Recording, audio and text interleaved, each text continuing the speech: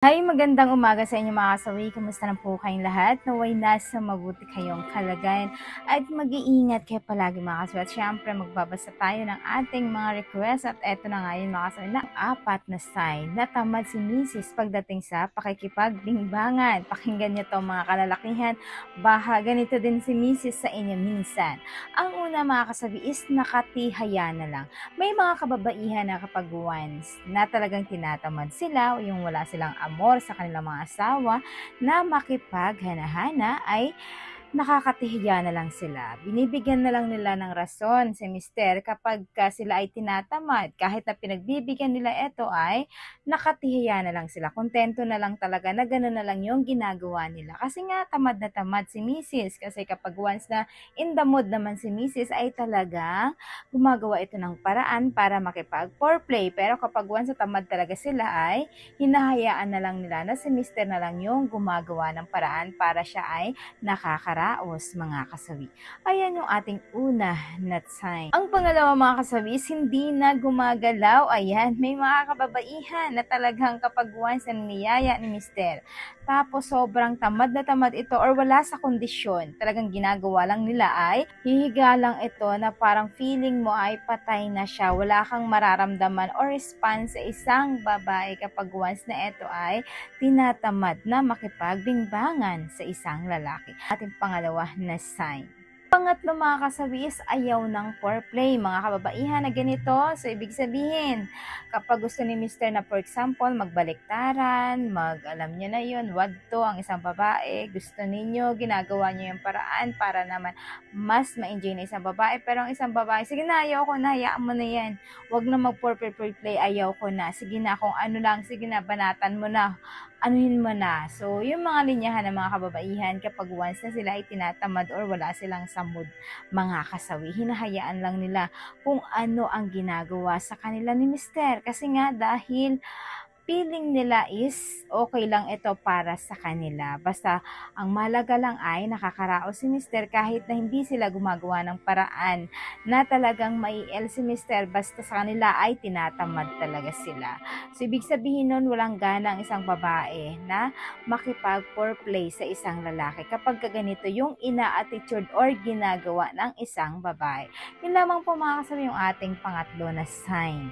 Ang pang-apat mga kasawi is walang gana. So for example mga kasawi, himingi si mister sa inyo ng pakikipagbingbangan sa isang asawa nila, misis nila. So ang misis nila ay ang daming reklamo, magdadamo, minsan magtatapon pa ng mga kung ano-ano yung mga nahawakan nila, minsan sisinghalan ka pa, or minsan sasabihin na lang sa'yo, ano ba yan, paulit-ulit na lang, ganyan na lang pala, pagod ako, ang dami kong ginagawa, tapos manghihingi ka pa kung ano-ano na lang yung sasabihin na dahilan kay mister para mawala ng gana si mister sa kanila.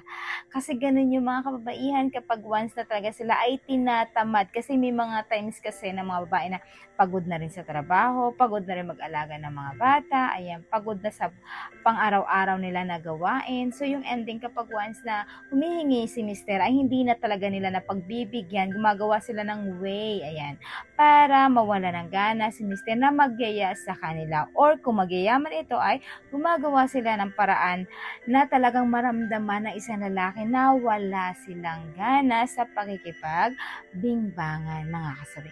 Yan lang po mga kasabi yung apat na sign. At syempre hindi mawawala yung aking advice sa topic na ito. Lagi niyong tatandaan sa mga kababaihan. Ayan.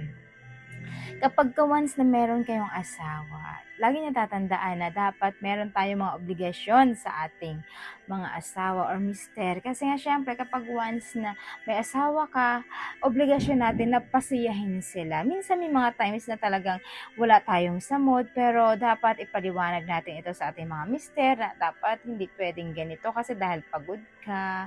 Yung may mga times kasi talaga yung babae na talagang ganito yung ginagawa na wala talagang sila. So explain niya lang.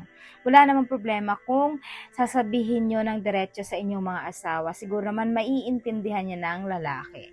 So kapag na-explain na si Mrs. sa ganitong sitwasyon, dapat yung mga mister naman ay pakinggan nyo yung mga asawa ninyo na bakit wala silang gana, hindi nila nagagawa yung ganito. Pero kung talagang palaging ginagawa ito, dapat ng isang babae ay wag na wag yung gagawin. Baka mamaya, iba na yung kakalabitin ni Mr. kapag once na hindi nyo palagi na pagbibigyan. Kasi minsan siguro maaring oo, kasi may mga rason ka naman na napapagod ang isang babae. Pero kung panay-panay yung ginagawa na ganito, so ibig sabihin may mga reason na yun kung bakit na hindi na ginagawa ng isang babae. So yun, maaaring either na wala na siyang pagmamahal sa'yo, or may iba na siyang kinalulukuhan, or meron na siyang, nagpapainit para sa kanya ng ganito. May gumagawa na sa kanya. Kaya minsan tamad na tamad ka.